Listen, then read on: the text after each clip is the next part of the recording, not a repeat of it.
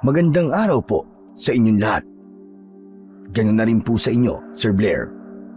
Lalong-lalo na po sa inyong mga giliw na tagapakinig. Itago niyo na lamang po ako sa pangalang Ingkong. Ang kwentong aking ibabahagi ay tungkol sa pilit kong pagprotekta sa isang baryong hindi naman ako tinanggap. At sinisipa ako dahil sa mga dilubyong nangyayari sa kanilang baryo. Hindi ko alam ang mararamdaman ko noon. Hindi ko alam kung bakit sila naging ganon. At kung tatanggapin ba nila ako pagdating ng araw. Alam ko na karamihan sa inyo ay hindi maniniwala at magtataka sa karanasan kong ito. Ngunit sana ay magustuhan ninyo ang kwentong aking ibabahagi. At ito ang aking kwento. Makinig kayo sa akin. Huwag niyong isawalang bahala ang aking mga sinasabi. Totoo ang lahat ng nakita ko. At alam kong sisirain ng mga masasamang nilalang ang kasiyahan sa baryong ito. Ikaw, iho, makinig ka. Malapit na ang araw ng kahirapan, sakit at pigati. Magdasal ka at manalig. Huwag mong talikuran ang bagay na ito. Malapit na ang delubyo. Hoy, tanda! Di ba sabi ko sa'yo, huwag ka na magsasalita na kung ano-ano? Nakakastorbo at nananakot ka lang ng mga tao eh. Sandali lamang, iyo. Makinig ka. Totoo ang mga sinasabi ko. Hindi ako nagsisinungaling. Nakita ko sa mga panaginip ko na iisa-isain kayo ng mga nilalang ng dilim. Wala silang awa. Kahit pa sa mga bata. Maniwala ka. Ano ba? Siraulo ka! Huwag mo nga akong hawakan. Napakarumi ng kamay mo. Gusto mo bang bugbugin kita ulit? Huwag naman sana tayong umabot sa ganito. Gusto ko lang naman ay mapanatili ang kaligtasan ninyong lahat. Nagpapatawa ka ba, tanda? Alam mo, naiinis na ako sa'yo eh. Araw-araw na lang, sinasabi mo na may ganyan. Ganito na nangyayari. Hindi ba napapagod yung bunganga mo? Hindi ako mapapagod na magpaalala. Dahil ayoko mapahamak ang baryong ito. Makinig naman kayo sa akin. Eh siraulo ka pa lang talaga eh. Nababaliw ka na talaga. Ano ba talaga gusto mo ha? Baka gusto mong ako pa magpatahimik sa'yo. Gusto mo ba tahiin ko yung bibig mo? Hindi ko kayo gustong masaktan at mapahamak. Ang tanging hiling ko lang ay pakinggan niyo ang lahat ng sasabihin ko. Kailanman ay hindi nagkakamali ang panaginip ko. Kaya nga tinawag na panaginip, di ba? Tapos paniniwalaan mo pa? Abay katokan talaga. Alam mo, kaya siguro may mga nangyayaring kamalasan sa baryong to. Eh dahil sa kagagawan mo eh. Hindi ako makapagsalita sa mga sinabi niya ng mga oras na yon. Dahil ang hiling ko lang naman ay paniwalaan nila ako. Ngunit dahil sarado ang kanilang isipan, ay nagawa pa niya akong akusahan ng mga bagay na nasisigurado kong hindi ko naman kagagawan. Palagi akong nagbibigay ng babala. Ngunit dahil pagala-gala lang ako, iniisip nila na baliw ako. Ito sasabihin ko sa'yo, tanda. Kapag nakita kita at narinig pa kita nagsasalita o sumisigaw para paniwalaan ka sa mga walang kwenta mong babala, nakikita mo ba itong mga kasama ko to? Kahit mas matanda ka sa amin, bubugbugin ka talaga namin. Bago pa siya umalis, habang nakatayo ako, ay sinipa pa niya ako sa akin sikmura. Dahilan upang mamilipit ako sa sakit at mahirapan sa paghinga. Pagkatapos nun, isang babae naman ang lumapit sa akin na may hawak na batang lalaki. Manong, ayos lang ho ba kayo? Ano pong ginawa sa inyo ng grupo ni Bornok? Ayos lang naman ako. Salamat sa iyo, Iya. Sigurado ho ba kayo? Kapitan po ang lola ko. Pwede ko po silang isumbong kung sinasaktan nila kayo at ginagamit ang kahinaan nyo para bugbugin kayo. Nako, Iya, ayos lang ako. Huwag mo na akong alalahanin. Anak mo ba ang batang ito? Ah, opo. Sa katunayan, kaka-6 na taon niya pa lang po ngayong araw. Mukhang mabait na bata. Siyang tunay po. Napakabait po ng batang ito. Hinding-hindi po siya umiiyak. Kahit iwan po namin siya sa bahay at hindi tulad ng mga kasing edad niya kapag naglaro siya. Pag hindi niya nagagamitin yung laruan niya, tinatabi niya. Nakikita ko magiging mabuting tao siya paglaki. Gusto mo bang makinig sa akin? Oo naman po. Wala pong problema. Nalalapit na ang pagdurusa. Kahirapan. May mga nilalang ng dilim ang kikilos upang isa-isahin ang mga tao sa baryong ito. Naniniwala ka ba sa akin? Wala. Totoo po ba yan? Nakakatakot naman po kung ganun. Pero naniniwala ka ba? Alam ko po na wala pa akong experience sa mga ganyan. Pero ang masasabi ko lang po ay walang masamang maniwala. Dahil totoo ang Diyos, maaaring posible din na magkaroon ng mga kagaya nilang nilalang. At kung totoo man sila, ipagdasal niyo po kami, lalong-lalo na po ang anak ko. Huwag niya sana kaming pababayaan. Napakabuti mo. Kaya tulad na sinabi ko, ay magiging isang mabuting tao din pagdating ng araw ang anak mo. At yung pag-uugali mo, ang siyang mamamana niya sa'yo. Napakapangit po ng masamang ugali. Katatakutan ka po ng iba at lalayuan ka ng ibang tao. At hindi ka po magkakaroon ng kaibigan. Kung meron man, siguradong masama din ang ugali at hindi rin magiging totoo sa'yo. Salamat. Dahil kahit ngayon mo pa lang ako nakilala, hindi mo ako kinatakutan at nilayuan. Dahil pareho po tayong tao. Pareho po tayong humihinga at walang dahilan para katakutan kayo. Dahil ramdam ko po ang pagiging mabuti nyo. Sige ho, kailangan ko na pong umalis. Magsisimba pa po kami ng anak ko. Kumain na ho ba kayo? Sa kasamaang palad ay hindi pa iya. Nagsalita ang bata at iniabot niya sa akin ang tinapay at nginitian ako. Maraming salamat, iyo. Maraming salamat talaga. Manong, mauuna na po kami. Masaya po kami ng anak ko na makilala ka. Ganon rin ako, iya. Maraming salamat ulit sa kabutihang ipinakita niyo sa akin. Pinagmasdan ko na lamang sila habang palayo sila sa aking kinaroroonan. Habang ang bata naman ay patuloy lamang akong pinagmamasdan. At nang mawala na sila sa aking paningin, ay tumalikod na rin ako at naglakad. Nagdaan ang mga araw at sinubaybayan ko lamang ang galaw ng mga tao. Pansamantala akong natutulog sa tabi ng daan o di kaya naman ay sa kakawyan. Hanggang sa dumating na ang araw na aking kinatatakutan dahil may mga tao na natatagpo ang patay at walang awang pinaggugutay-gutay. Sinabi ko naman sa inyo na darating ang araw na ito. Palagi kong sinasabi na maghanda kayo sa darating na dilubyo. Nasisira sa katahimikan ng baryong ito. Gusto ko lamang na iligtas kayong lahat dahil ayokong masaktan ang lahat ng taong naririto. Ikaw na naman. Alak ng putya naman talaga, oo. Ilang beses ko ba sasabihin sa'yo na ayaw ko na maririnig ang mga pangaral at mga kabaliwang salita na lumalabas dyan sa bibig mo? Hindi ako nababaliw, iyo. Hindi rin ako nasisiraan ng ulo. Nakita ko talaga sa panaginip ko ang bagay na ito. Mangyayari talaga ito. At sa mga darating pa na araw, dadami at dadami pa ang mga halimaw ng dilim. Uubusin nila lahat ng taong humihinga sa baryong ito. At kahit sa mga bata ay wala silang awa. Hindi sila pumipili ng mga taong bibiktimahin. Alam mo ikaw, naiinis na talaga ako dyan sa mga sinasabi mo eh. Naririndi na ako eh. Paulit-ulit ka na lang.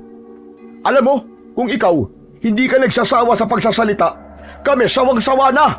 Nakakarinig sa mga paulit-ulit na kabaliwang yan. Hindi nyo alam ang mga sinasabi nyo. Hindi nyo alam na mali ang pinaniniwalaan ninyo. Sapagkat nandito ako At nananatili ako sa baryong ito para magbigay sa inyo ng babala.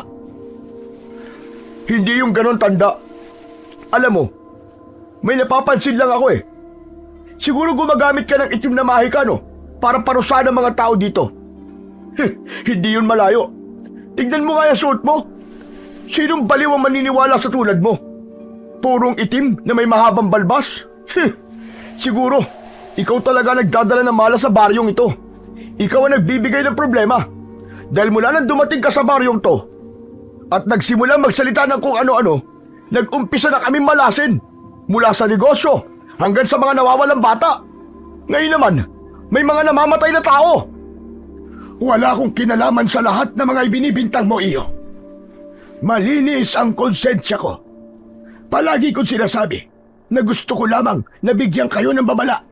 Dahil pare-pareho tayong mga tao na gusto lamang mamuhay ng tahimik at payapa. Sinungaling! Lilinisin mo pa ang pangalan mo, ha? Tignan mo nga kung magsuot ka ng damit kakaiba. Tapos mahaba pa ang buhok at balbas mo. Tapos may tungkod. Ano kasi, Moises? Sira ulo! Kung ang iba ay madadala mo sa mga panluloko mo, ibahin mo ako, Tanda. Dahil hindi ko to palalampasin. Ikaw ang tunay na salot sa baryong to. Tama ba ako, mga kababaryo? Nagsigawan ang mga tao at sinang-ayunan nila ang lahat ng sinasabi ng binatang si Burnok. Halos mangiyak-ngiyak na ako dahil sa kanilang paninisi. Hindi pa sila nakontento at isa-isa pa nila akong binugbog. Ano bang ginagawa nyo? Hoy, ikaw, Burnok! Nakaraan ko pa nakikita na sa tuwing nadadaanan mo si Manong ay sinasaktan mo siya. Kahit hindi ka naman niya inaano. Gusto mo bang ipabarangay kita? Teka lang naman, Miriam. Ipagtatanggol mo yung matandang yan. Puro kasinungalingan lang naman ang mga sinasabi niyan eh. Napakawalang modo mo. Kahit napaburnok eh. Wala kang karapatan na malakit na mga tao. Pati kayong lahat. Sumusobra na kayo. Hindi nyo na lamang isipin na mahina na siya at may edad na. At hindi na makakalaban. Pero binugbog nyo pa rin. Hindi ba kayo nakukonsensya?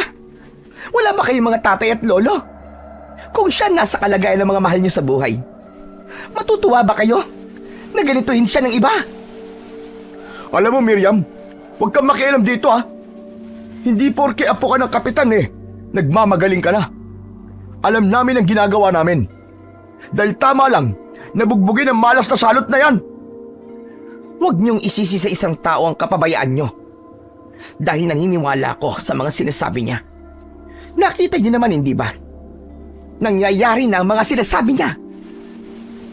Dapat nga magpasalamat pa kayo sa kanya eh. Dahil binabalaan niya tayong lahat. Pero anong ginagawa niyo? Sinasaktan at inaalipusta niyo siya. At sinisisi sa kasalanan na hindi naman siyang may gawa.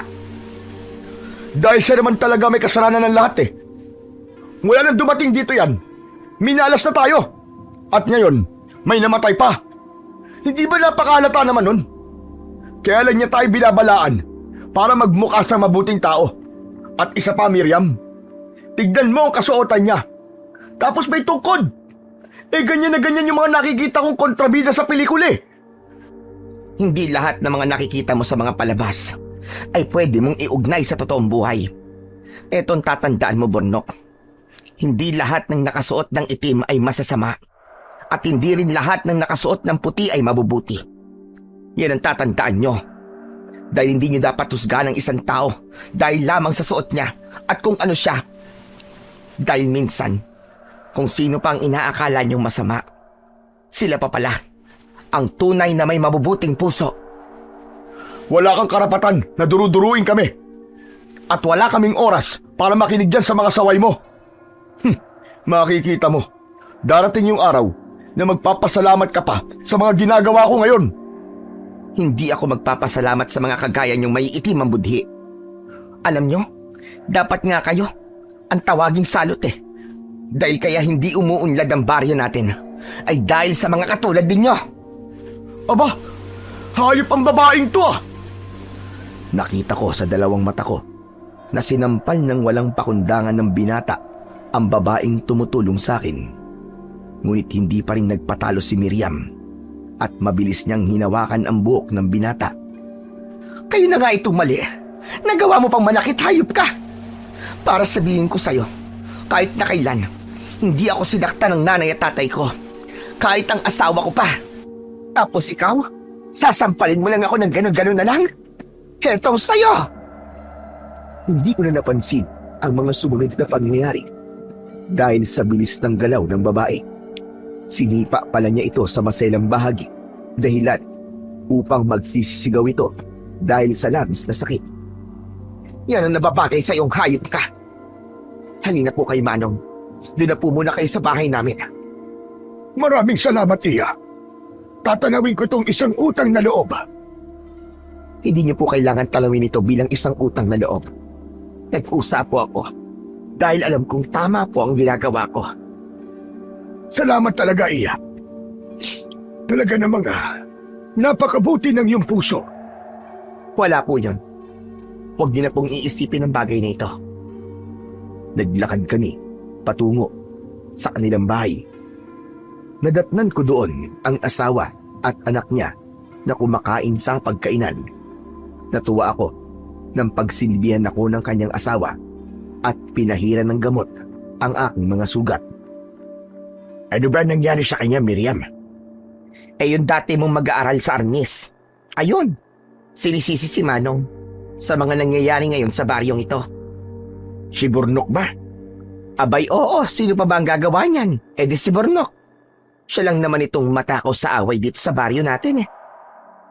Ako na po ang humihingi ng dispensa sa ginawa sa inyo ng dati kong estudyante. Nagkulang po yata ako sa pagdidisiplina sa kanya. Hindi mo kailangang humingi ng tawad. Hindi ikaw ang may kasalanan. At hindi naman ikaw ang may gawa nito sa akin. Sa katunayan, pinakikitaan niyo pa nga ako ng kabutihan. Sa totoo lang ho, Mang Ingkong, hindi ko din kasi kaya na makakita ng tulad ninyong walang kalaban-laban na sinasaktan. Saan ho ba kayo nakatira? Gusto niyo po bang ihatid ko na lamang kayo? Wala akong permanenteng tirahan. Sa tabing kalsada lamang ako natutulog. O di kaya naman ay sa kakahuyan. Pagala-gala lamang ako rito at sinusubaybayan ang inyong baryo at nagbibigay ako ng babala sa mga tao. Tulad po ng ano? Nang mangyayari sa hinaharap, ang mga sakuna at dilubyo na papalapit na sa inyong baryo. Ngunit sa kasamaang palad, imbis na paniwalaan, ay sinasaktan at itinataboy pa nila ako. Hayaan niyo ho sila, Mang Ingkong. Siya nga ho pala. Kumain na po ba kayo? Hali kayo, saktong-sakto. Kumakain po kami. Sabayan niyo na po kami. Pagpasensya niyo na lamang at ito lang po meron kami. Pagsaluhan na lang po natin. Naku, maraming salamat. Hindi ako nagrereklamo sa ganitong bagay. Ang mahalaga naman ay meron. At saka, ako na nga itong makikikain ay magrereklamo pa ba ako? Hindi po kayo makikikain. Bisita ho namin kayo. Kaya halina kayo. Sabayan niyo na ho kami. Maraming salamat talaga. Sobra-sobra na ang ibinibigay niyong tulong sa akin. Sabay-sabay kaming kumain at habang ngumunguya ang anak nila ay hindi maalis ang kanyang tingin sa akin. Ngumingiti-ngiti ako sa kanya. Nakita ang aking ngipin at ganun rin ang kanyang isinusukli. Matapos ng pagkain yon ay nagpaalam na ako sa kanilang pamilya. Basta po kung magugutom kayo, Mang Ingkong, nandito po ang bahay namin. Bukas po ito palagi para sa inyo. Dalhin niyo po itong itim na balabal ko. Para naman po, kung sakali, meron po kayong pamalit. Maraming salamat sa inyong mag-asawa. Napakarami na ng kabutihang ginawa ninyo. Sana ay pagpalain kayo at magkaroon ng masaganang buhay. Maraming salamat po, Mang Ingkong. Sana po magdilang anghel po kayo. Oo nga pala, bago ko umalis, nais kong malaman ang pangalan ng inyong anak. Delphin po. Delphin po ang pangalan niya. Napakagandang pangalan. Masaya kong makilala ka, Delphin. At alam kong magkikita tayo muli. Sana ay maging mabuting tao ka, katulad ng iyong mga magulang. Napangiti ako nang hawakan ng batang lalaki ang kamay ko at nginitian ako. Sabay, nagmano. Nakakatuwa ka talaga, Delphin. O sa aalis na ako. Magpapakabait ka. Ha? Miriam, tama ba? Opo. Maraming salamat. At masaya kong makilala kayo, Miriam. Naglakad na ako palayo nang hindi lumilingon sa pamilya nila. At nang makarating ako sa pinakagitna ng baryo, madilim na nun, kasabay pa ng maihinang patak ng ulan. Sumalubong sa akin ang grupo ng binatang nag-iinuman sa harap ng isang tindahan. Hindi ko na sana sila papansinin, ngunit binato nila ako ng bote ng alak na walang laman. Hoy, tanda! Sandali lamang. Wala na akong balak na magsalita pa ng kung ano-ano. Ang tanging hangad ko lamang ay makasilong sa ilalim ng tulay. Kaya pakiusap, ayoko na ng gulo. Hindi naman kita ginugulo eh. Bakit iniisip mo na guguluhin kita? Halika nga rito. Ayoko, dahil mga lasing na kayo. Hindi kami mga lasing. Makipaglaro ka sa amin, tanda. O gagawin namin sa'yo ang ginawa ng lecheng Miriam na yun. Sige nga. Hinawakan ako ng dalawa niyang kasama. Inilapit sa tindahan. Pilit akong nagmakaawa. Nagulat na lang ako nang basagin sa ulo ko ang isang bote ng alak na wala ng laman. Bakit niyo ba ito ginagawa sa akin? Ang tanging kahilingan ko lang naman ay maisalba ang maraming tao. Kaya nagbibigay ako ng babala. Pero bakit pasakit ang isinusukli niyo sa akin? Dahil salot kang hayop ka. Alam mo ba yun, ha? Ikaw ang salot. Ikaw ang may kagagawan ng lahat ng kabalasan sa baryo. Dahil sa tuwing sasabihin mo ay nagkakatotoo. Malaking ebidensya na yun. Dahil nakikita ko nga ang hinaharap. Nakikita ko ang lahat ng pasakit na darating. Maniwala kayo, hindi ako gumagawa lang ng salita. Dahil lahat ng babala na lumalabas sa bibig ko ay totoo. Maniwala kayo. Hinawakan niya ang magkabilaan kong pisngi at inilapit ang mukha niya. Nagulat na lang ako nang bigla niyang duraan ang mukha ko. At bago pa niya alisin, ay tinapik-tapik niya pa ang pisngi ko. Matapos nun, inutusan niya ang mga kasama niya na hawakan ng maayos ang mga kamay at paa ko. Humihingi naman ako ng tulong sa iba, ngunit pinapanood lamang nila ako na parabang tuwang-tuwa pa sa ginagawa ng grupo ni Burnok. At nang mahawakan na nila ako ng maayos, ay isa-isang ibinuhos ng binata ang alak sa bibig ko. At bago pa nila ako iwan, tagdadalawang sapak pa ang natamo ko sa kanila. Tama na yan. Baka mapatay pa natin yan. Mga kababaryo, ginawa ko ang bagay na to sa matandang ito para iligtas kayong lahat. Kung makikita nyo sa kasuotan niya, siya ang gumagawa ng kamalasan sa baryo natin. Dahil gumagamit siya ng maitim na mahika. Makikita nyo, magpapasalamat pa kayo sa akin balang araw. Tumugon ng pagsang-ayon ang mga tao. Lahat sila ay galit na sinisi ako. Hindi ko alam, ngunit habang nakahiga ako sa lupa, ay nakaramdam ako ng pagkadismaya at nakatulog na lamang ako nang dahil sa lungkot. Kaya nang magising ako ay araw na at hindi tulad nun ay lalakarin ko ang plaza at magbibigay babala sa mga tao. Lumabas ako sa baring yon, naglakad na parabang walang patutunguhan hanggang sa nakarating ako sa isang baryong tinanggap ako ng mga tao. Maraming salamat sa inyo. Kung hindi dahil sa inyo, malamang ay mamamatay na ako sa gutom at uhaw. Wala ka ba, Johnny Kong? Dapat ang aming baryo ang magpasalamat sa iyo Dahil mula nang dumating ka, nakakapaghanda na kami sa lahat ng sakuna. Natututo kaming mag-imbak kahit na wala pang paparating na bagyo. Nga pala, anong dahilan? Bakit ka napadpad sa baryong ito? Napaka-misteryoso mo. Alam mo ang lahat at nalalaman mo pa ang hinaharap. Nakarating ako dito, Gina. Dahil pinagmalapitan ako ng mga taong gusto ko lang naman ay matulungan at mailigtas. Ngunit bilang lamang sa daliri ang naniniwala sa akin, habang ang iba naman ay nag-aalinlangan na maniwala sa akin. Sinasaktan ako ng iba na para bang isang bagay ako na kasumpa-sumpa. Humingi ako ng tulong sa mga nakakakita sa akin, ngunit pinapanood lamang nila ako at pinabayaan. Kinalulungkot kong malaman yan, Ikong.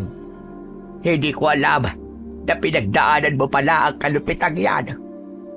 Patawarin sana sila ng nasa itaas. Ayos lamang. Wala na tayong magagawa sa bagay na yun dahil nangyari na. Ngunit kung ako naman ang tatanungin, matagal ko na silang pinatawad. Alam ko naman na natakot lamang sila. Kaya nila inisip na ako may kagagawan ng mga kamalasan ng kanilang baryo. Napakabuti mo, Ikong. Kaya hindi ko lubos maisip. Bakit nila nagawa sa iyo ang bagay na yun? Ang lahat ng tao ay nagkakamali. Tanggap kong ginawa nila sa akin, Gina. Dahil sa kabila nun, ay iniisip ko pa rin kung kumusta na ba ang baryo nila. Bakit pa? Hindi ba'y sinaktan ka nila? Bakit mo pa rin sila inaalala? Dahil marami akong nakita sa panaginip ko. At alam kong hindi nila kakayanin ang bagay na yon. Matagal kong sinubaybayan ng baryo. At walang tao sa baryong yon ang kakayanin ang dilubyong paparating. Anong ibig mo sabihin, dilubyo? Dahil di tulad dito, masigit na nakakatakot ang nakita ko na mangyayari sa baryong yon. May mga halimaw na darating at guguluhin sila. Kakalat ang dugo at gagawin silang mga pagkain. Diyos ko, totoo ba yung sinasabi mo, Haing Kong? Tandaan, Gina, wala akong karapatan para magsinungaling sa ganitong bagay. Dahil napakaseryoso ng lahat ng mga sinasabi ko. Sapagkat buhay ang siyang mawawala. Naniniwala naman ako sa iyo, Ikong. Dahil kahit noon dalaga pa ako, ay may mga aswang na rin na umaatake sa aming baryo. Ngunit hindi naman sila ganun kalalakas. Dahil nakuha namin sila Baitaboy sa pamamagitan lamang ng asin at mga bawang. Ngunit ang mga nakita ko na sasalakay sa kanilang baryo ay hindi katulad ng mga sinabi mo. Dahil hindi sila takot sa mga mababang uri ng mga pagontra. Dahil kung walang kakalaban at papatay sa kanila, ay hindi sila magagapi. Kung ganon, Ikong, ano ang plano mo? Hindi ko na alam, Tandang Gina. Wala pa akong plano sa ngayon. Nagpatuloy ang pag-aalalang nararamdaman ko. Ngunit nagawa ko pa rin na tiisin na wag balikan ang baryo na yon. Dahil sa pasakit na pinadanas nila sa akin at sa loob ng 12 taon ay nanahimik lamang ako. Sandali lamang, Ikong. Bakit ba palagi ka na lamang tulala at parang balisa? Hindi ko nga alam. Pakiramdam ko'y mali ang ginawa kong pag-iwan sa baryong yon. Hindi ako mapalagay. Hindi ako pinapatahimik ng mga panaginip ko. Ano bang nasa panaginip mo? Alam mo, Ikong, hindi mo na problema ngayon ang baryong yon dahil isinuka at kinamuhi ang kanila. Nagkakamali ka, Tandang Gina. Dahil nga ako binigyan ng ganitong kakayahan para tulungan ng iba pang mga baryo. Kaya nakapagdesisyon na ako. Babalik ako doon at susubaybayan ko na lamang sila sa malayo. Hindi ko na kaya na manahimik kung nararamdaman kong hindi ligtas ang baryong iniwan ko. Buo na ba ang desisyon mo, ha, Ingkong? Buong-buo na, Tandangina. Kaya naman kakausapin ko mga kababaryo mo at magpapaalam na ako sa kanila ng maayos. Siguradong malulungkot sila pag alis mo. Ngunit wala naman kaming magagawa. Lalo na kung buo na ang desisyon mo. Mag-iingat ka na lamang sa iyong paglalakbay. Tawagin mo silang lahat sa plaza at magpupulong tayo. Dahil tinanggap niyo ako ng buo at bukas kamay na tinulungan. Gusto kong maging maayos ang pag-alis ko sa baryo niyo at makapagpasalamat ng lubos. Sige, gagawin ko mga sinabi mo, Ingkong. Lahat ng mga tao sa baryo ay sisiguraduhin kung nasa ating pagpupulong babaya. Lumabas ng kubo si Tandangina at hinintay ko pa ang ilang oras. Nagligpit ako ng konting gamit na pwede kong madala at maya-maya lamang ay bumalik na ang matandang babae. Ingkong, nasa plaza na sila. Ikaw na lamang ang inihintay ng mga tao. Kung ganun, halika na. Para ilang araw lamang ang lalakarin ko at hindi ako masyadong matagalan. Sabay na kaming naglakad ni Tandangina. Pagdating ko sa plaza, ramdam ko ang lungkot ng lahat. Kitang-kita ko rin sa mga mata nila na ayaw nila akong umalis. Alam kong marami na tayong pinagsamahan, mga kasama. Sa loob ng 12 taon, naging masaya ako sa piling ninyo. Ngunit dumating na ako sa puntong kailangan ko itong gawin. Patawarin ninyo akong lahat. Alam kong napamahal na rin kayo sa akin. At ganun rin ako sa inyo. Pero hindi ko kayang isipin na habang ako ay ligtas dito, ay may mga tao kong iniwan na nasa paganib at kailangan ng tulong ko. Naiintindihan namin ang lahat ng sinasabi mo, Ingkong. Hindi ba mga kababaryo? Noon ay napamahal ka na sa amin. Ngunit dahil alam naming may mga bagay kang dapat ayusin, ay wala kaming karapatan para pagbawalan kang umalis. Mag-iingat ka na lamang sa iyong patutunguhan at nais naming malaman mo na kahit sa iyong pag-alis ay aasahan namin ang iyong pagbabalik dito at pagbisita. At tutulungan ka namin sa pamamagitan ng pagdarasal. Maraming salamat sa iyo, Tandangina. Sa inyo rin, mga kababaryo. At kung ano man ang naghihintay sa aking pagbabalik doon, ay sana'y gabayan ako ng ating Panginoong Diyos at maging ligtas nawa ako sa lahat ng uri ng kapahamakan.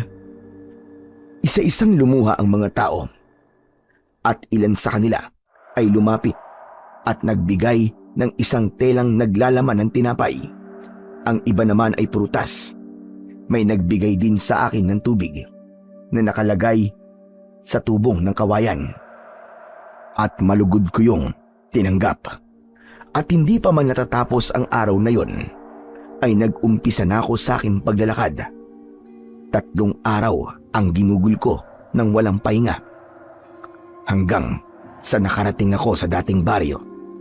Tanghaling tapat na yon, pinagmasdan ko lamang ang mga tao habang nakatago sa isang malaking puno na nasa kakauyan.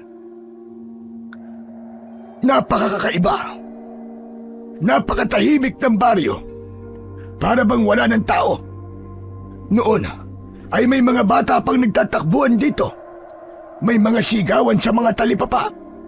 Ngunit ngayon, nagmistulang inabando ng baryo na ito. Sinubaybayan ko ang baryong aking binalikan. At dahil sa aking tahimik na pagmamasid, nalaman kong may tao pa rin. Ngunit sadyang takot lamang sila na lumabas kahit may araw pa.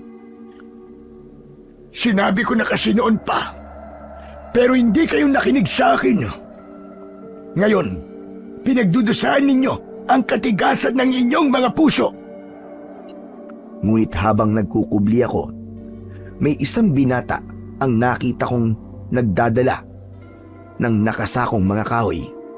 Kahit na matagal na ang panahon, hindi ko nakalimutan ang mukhang yun at naisipan kong bigyan ito ng pagsubok at kung karapat dapat ba ito sa aking tungkod. Tulong!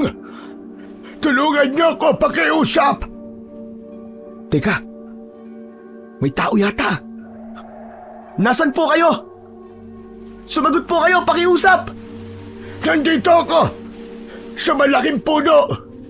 Pakiusap, tulungan mo ako! Hindi ko na kaya ang sakit, kaya nakikiusap ako sa'yo, tulungan mo ako! Sandali lang po. Pupuntahan na po kita dyan.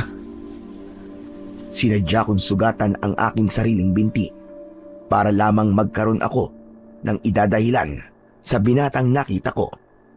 Paglapit niya sa akin, agad niyang hinubad ang kanyang damit at pinunit yun gamit ang itak at itinali sa sugat na ginawa ko.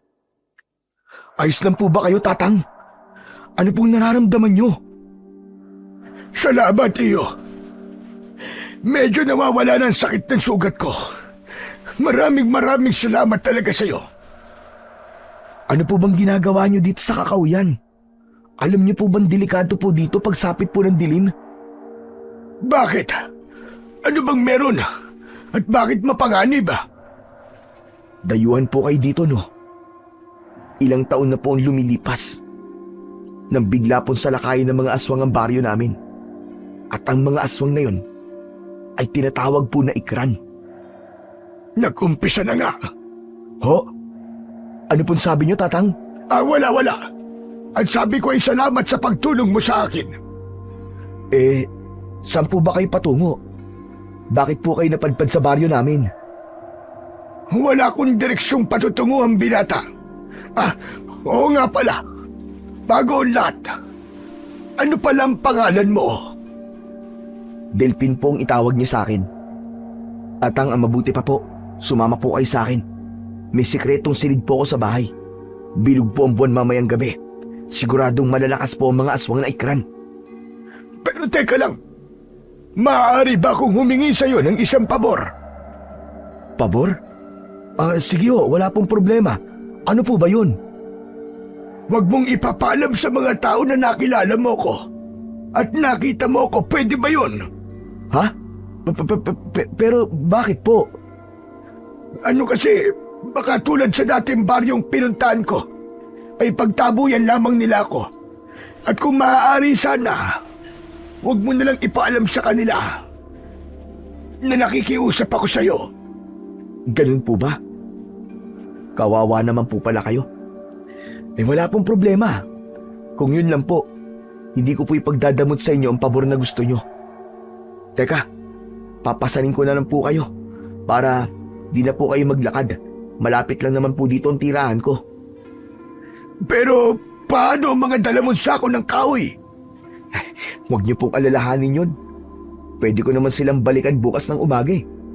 May kahoy pa naman ako sa bahay. Ayoko naman po kayong iwan sa kalagayan nyo ngayon. Mas mabuti pong isama ko kayo sa bahay. At nang malinisan po mabuti ang sugat nyo. Maraming salamat sa iyo, Delphin. Napakabuti mong bata. Wala po yun. O ano, tara na po. Umaandar po ang oras. Baka abutin po tayo ng dilim dito sa kakauyan. Naku, mahirap na po. At baka maabutan pa tayo dito ng mga aswang. O siya, sige. Tara na. Pero sigurado ka bang papasanin mo ko? Mabigat ako at maraming dala. Wala po yan. Nakaya ko nga po magbuhat ng sako-sakong kahoy na mabibigat. Kaya siguradong kaya ko rin po kayo. Tumango ako sa sinabi ng binatang si Delphin. Hindi ko alam kung tama ba na siya na talaga ang batang anak nila Miriam. Kaya nagdesisyon akong ipagpatuloy na lamang muna ang pagpapanggap. Kaya nang makarating kami sa kanyang bahay, ay nanibago ko dahil sa pagkakaalam ko ay hindi yun ang bahay ng kilala kong may anak na ang pangalan ay Delphin.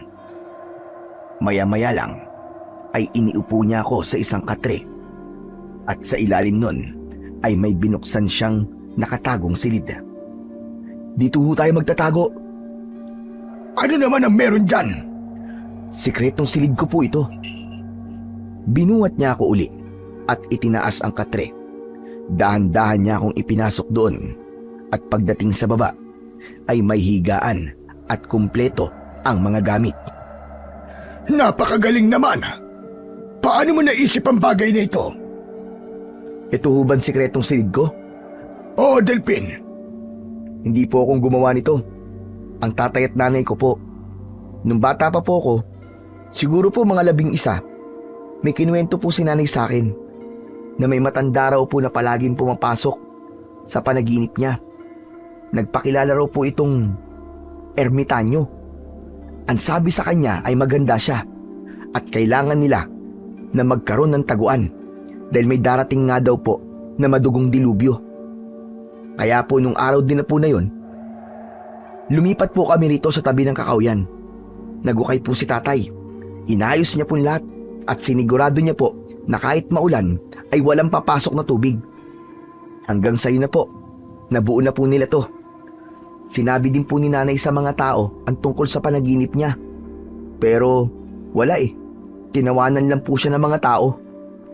Tapos, ano na nangyari? Pagtungtong ko po ng 13, bilog po na ng buwan. Bigla na lang po may mga sumalakay na hindi namin mawaring nilalang. Kulay pula po ang balat at mahahaba po ang mga dila.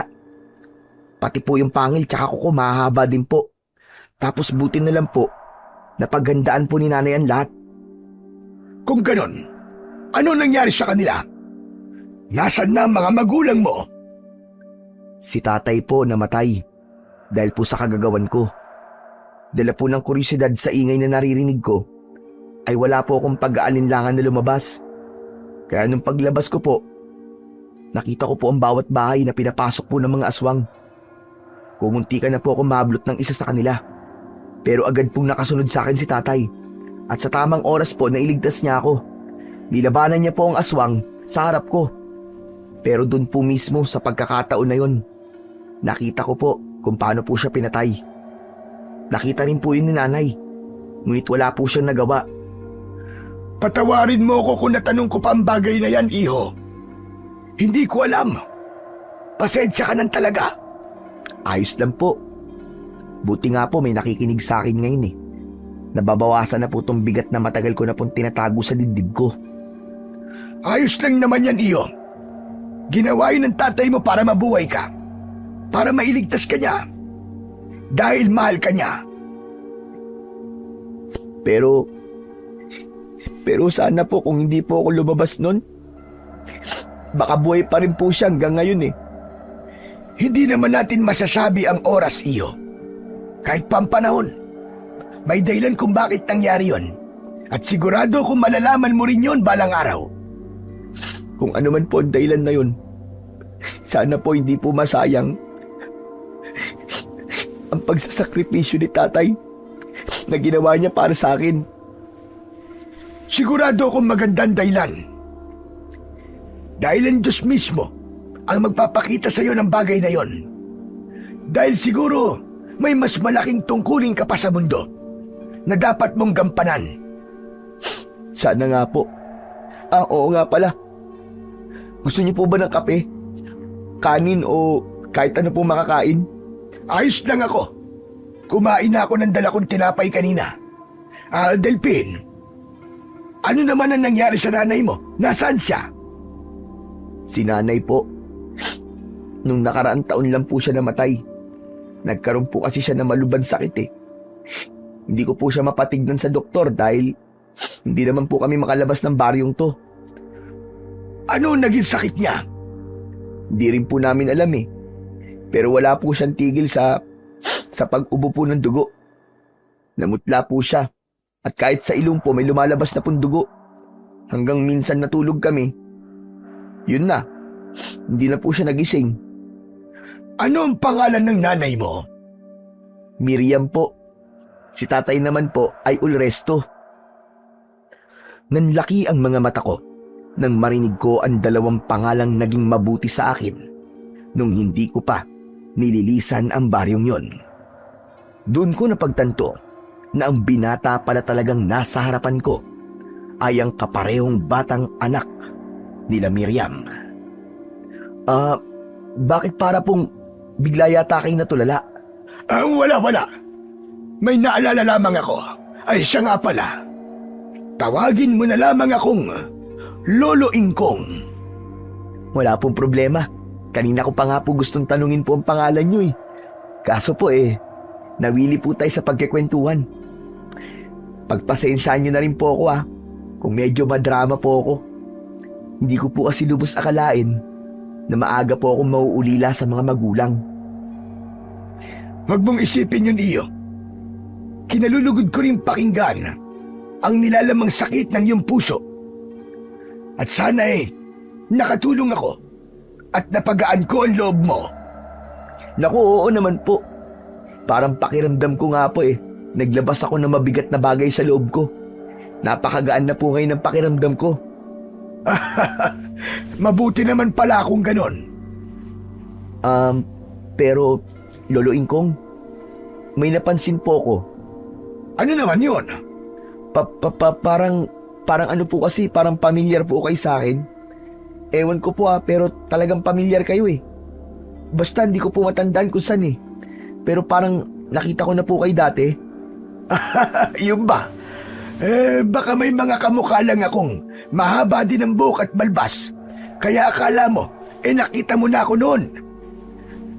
Pero yung pakiramdam ko po ganun Pamilyar po talaga kayo Hindi ko lang talaga alam kung saan ko po kayo nakita noon. Hindi ko po maalala. Ay nako, hayaan mo na yan. Oo nga po pala.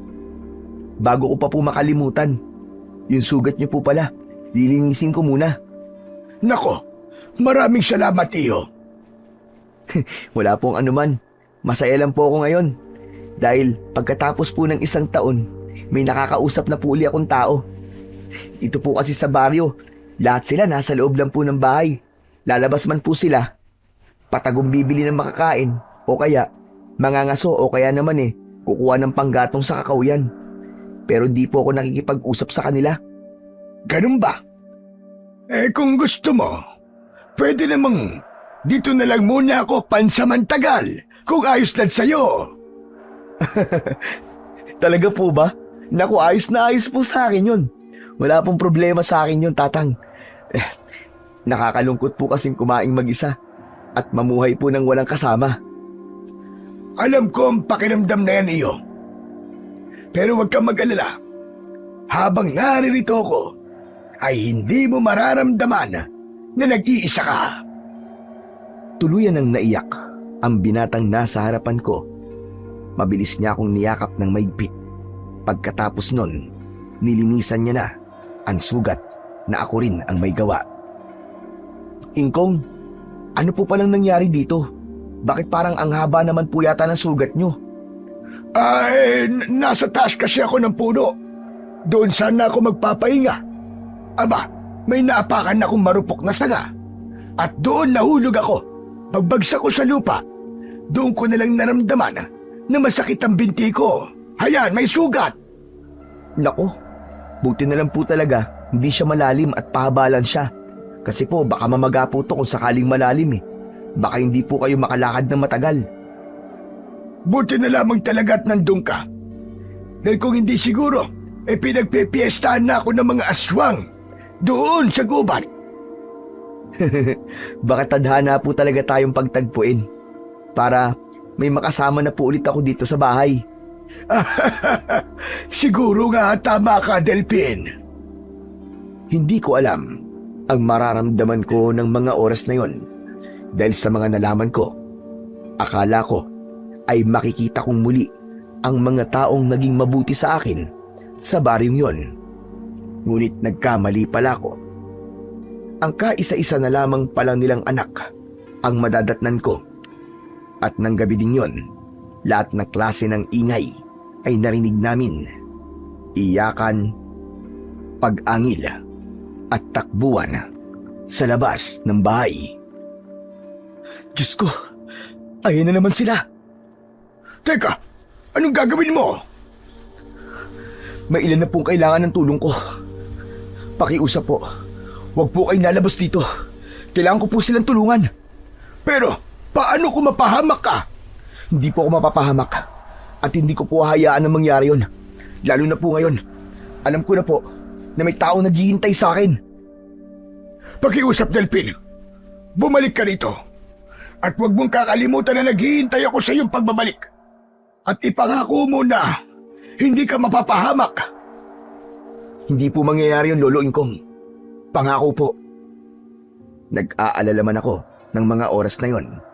Dahil sa gagawin ng binata, inisip ko na lang na parte yon ng kanyang pagsubok. Dahil kitang-kita ko sa mga mata niya ang sinseridad na makatulong sa mga tao. Lumabas siya ng sikretong silid, ngunit hindi niya alam na sinundan ko siya. Habang ang sugat ko naman sa binti ay hindi ko na iniinda ang sakit. Nakita ko kung paano niya protektahan ang ibang mga tao, lalong-lalo na ang mga bata, hanggang sa naipit siya sa isang mahirap na sitwasyon.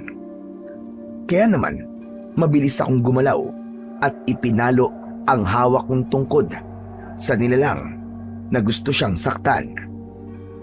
Dali mo sila sa ligtas na lugar. Mamaya na ako magpapaliwanag. Bilisan mo! Kaya ko na to! Sige po! Halina kayo mga bata! Sundan niyo ako! Nilabanan ko ang mga aswang na ikran. At nang magkaroon ako ng pagkakataon para makatakbo, ay agad ko na yung sinunggaban para makabalik sa sikretong silid ni Delphin. Lolo Ingkong, ayos lang po ba kayo? Hindi po ba kayo nasaktan? Grabe, pinakaban niyo po ako ha. Bakit niyo po ginawa yun? Kung hindi ko gagawin yon, siguradong napahamak ka na. Pero, paano po kung kayo naman po napahamak? Kaya ko ang sarili ko. Oo nga pala. Wala bang nasaktan sa mga bata? May isa po sa kanila ang nakalmot po ng mga aswang. Kailangan natin siya magamot. Dahil baka nakakalaso ng dala ng kuko ng mga aswang na yon. O di kaya naman ay mahawa siya at maging yanggaw. Teka lang po, Ingkong. Parang marami ho yata kayong alam tungkol sa mga aswang ha. Wala na akong oras para magpaliwanag pa sa'yo, iyo. Dahil habang tumatagal ang oras, malaki ang tsansang maging yanggaw o malaso ng batang yan. Kaya ngayon, ikuha mo na ako ng tubig na mainit at puting tela. Sige po, sandali lang, kukuha lang ako. Kumilos naman agad ang binata sa mga sinabi ko. Nilinisan ko kagad ang sugat ng bata at nang lumipas ang gabing yon, nagpaalam sa akin ng binata na ihahatid niya na ang mga batang naisalba niya sa kanya-kanya nitong mga tirahan. Pagbalik niya ay pinagmasdan niya lamang ako at hindi kumikibo. May gusto ka bang sabihin, ha iyo? Tutal, kayo na rin po ang unang nagtanong. Gusto ko lang pong malaman, sino po ba talaga kayo? At bakit nyo kayang gawin yun? Nakakagulat talaga. Ang alin ba? Dinaanan namin kanina ang lugar kung saan ka namin iniwan kagabi. Nakita ko po doon ang mga aswang na pinatumba nyo at binilang ko po sila. 4 lang sa kanilang napatay ko. Pero sa inyo po, 21. Nahihiwagaan na po ako sa pagkatao nyo eh. Sino ho ba talaga kayo? Gusto mong malaman kung sino talaga ako? Kung pwede po sana, Ingkong eh. Kasi talagang naguguluhan po ang isip ko. Una ho, pamilyar po kayo sa akin at magaan po ang loob ko sa inyo.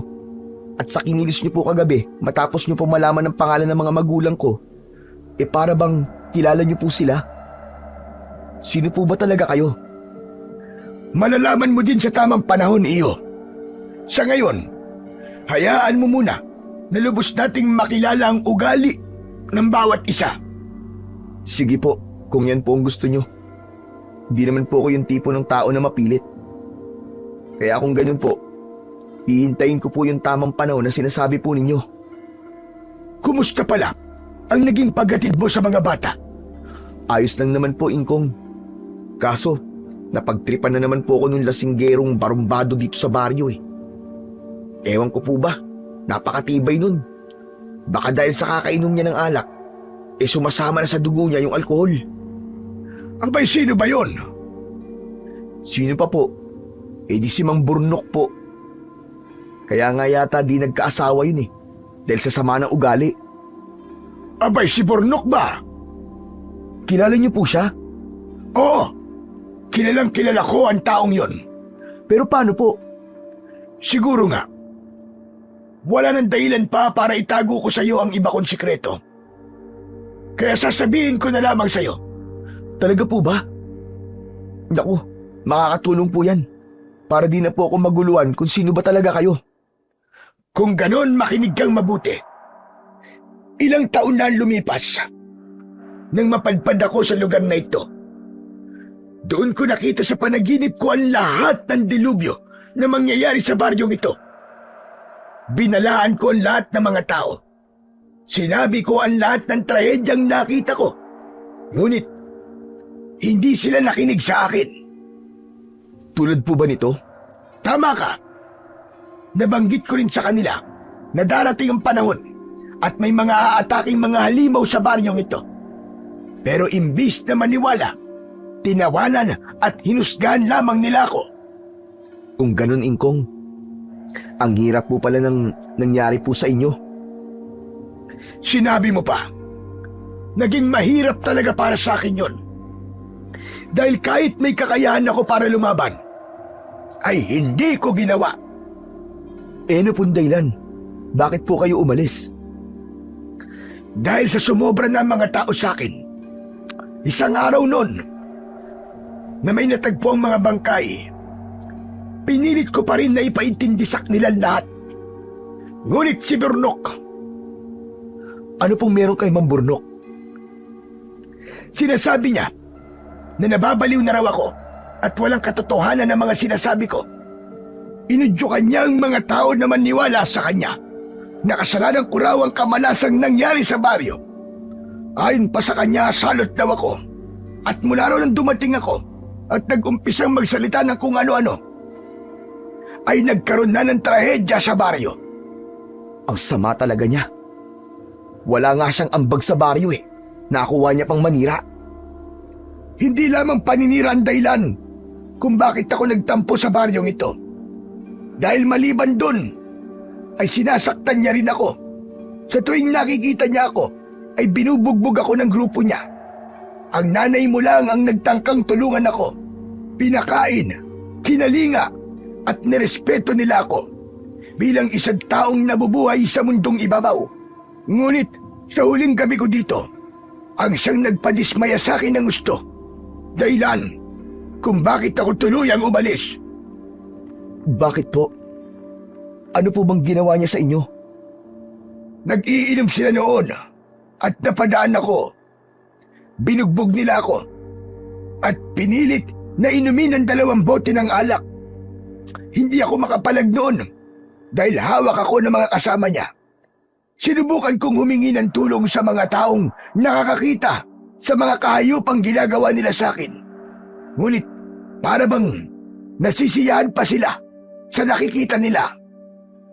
Kung ganun, naiintindihan ko na po kung bakit pinili niyo pong layuan ng baryo namin. Dahil masasama ang mga taong nakatira dito. At ngayon ay alam ko na rin po kung saan ko kayo nakita. Kayo po yung binigyan namin ni nanay ng tinapay at sumabay po na kumain po sa amin. Tama ka. Wala sana akong balak na sabihin sa iyon. Pero napagtanto ko na isa kang mabuting bata. Kaya walang dahilan para magsinungaling ako sa iyo. Kung alam niyo lang po, Ingkong, ang pag-aalalang naramdaman ni nanay at tatay nang malaman po nila na wala na kayo sa baryo, sigurado malulungkot po kayo. Pinagtanong-tanong din po nila kayo, kaso wala pong nakakaalam kung nasa na kayo Sila din ang inaalala ko nang umalis ako rito. Ngunit napakasama ko sa parting natiis ko na hindi bumalik.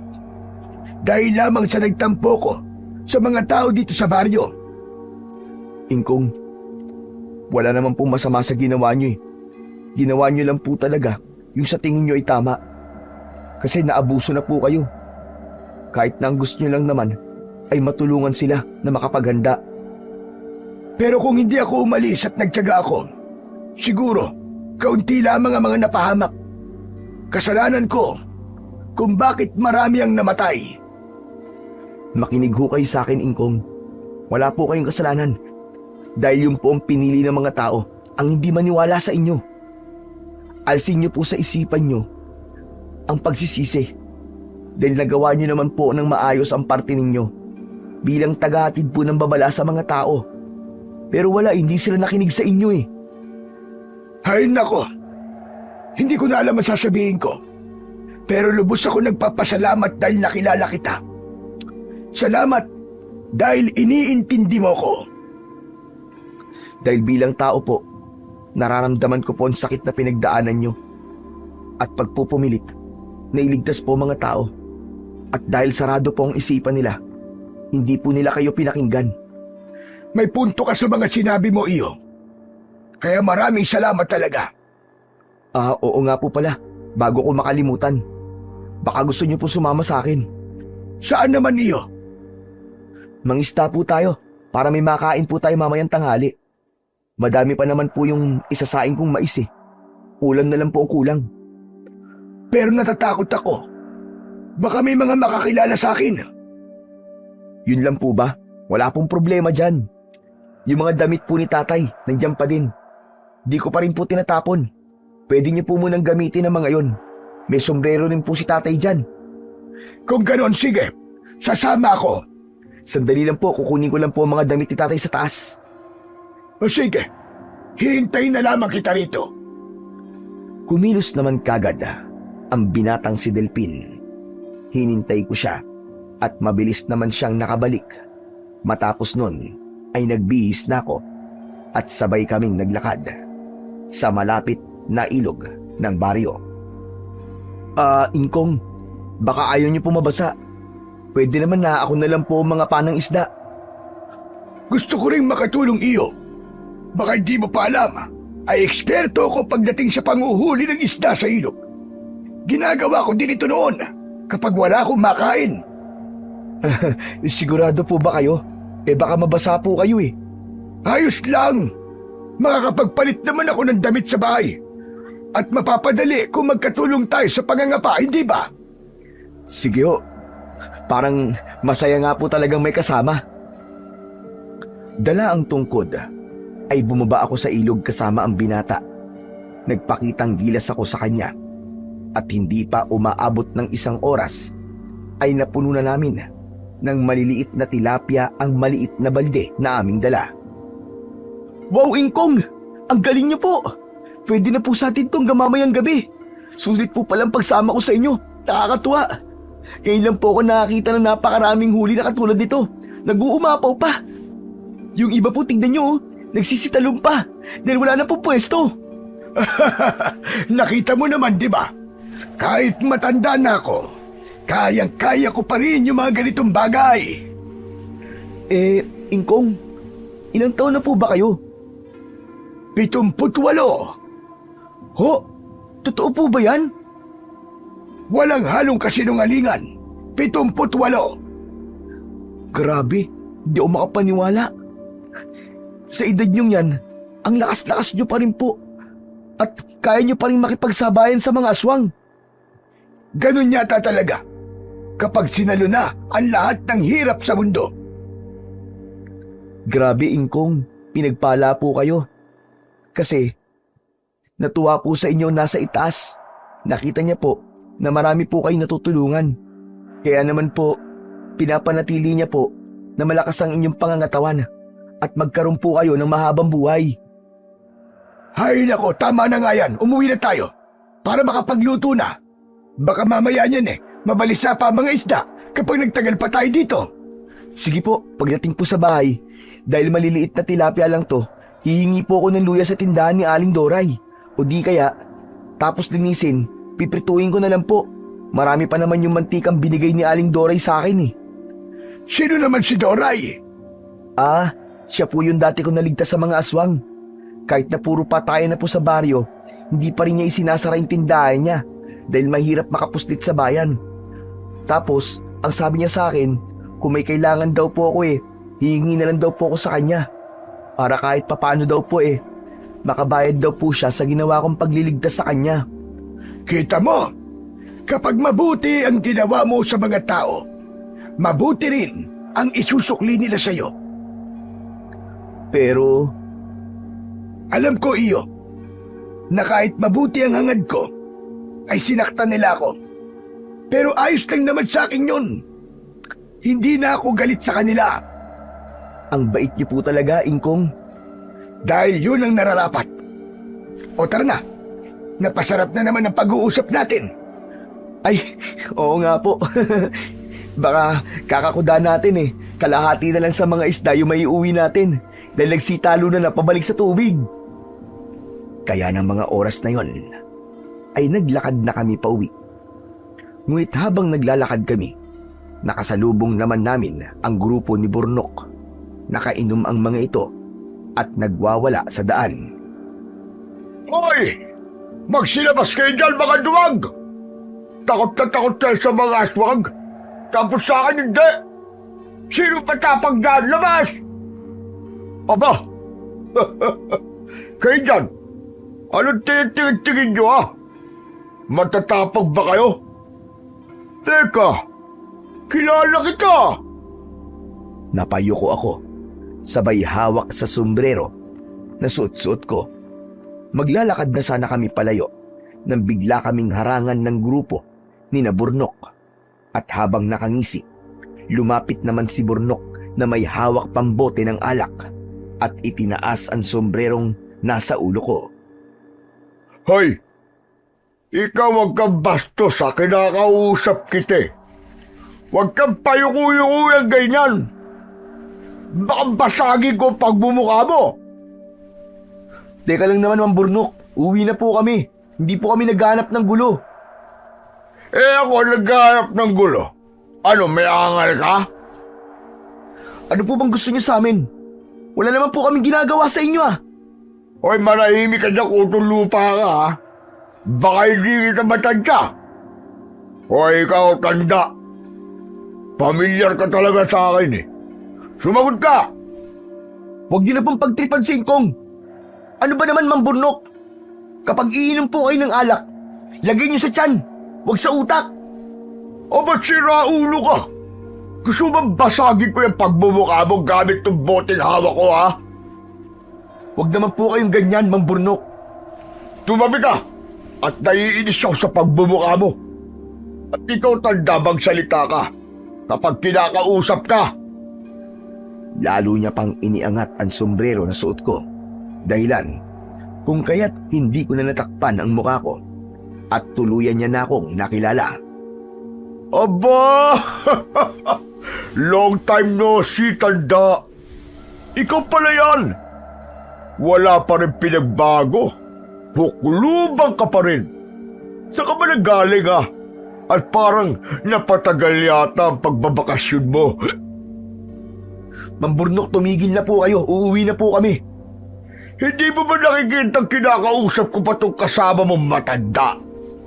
Hoy, ano ba? Kinakausap kita. Sira ulo to Wala ka ba dila? Ba't di ka nagsasalita? Napipi ka na ba?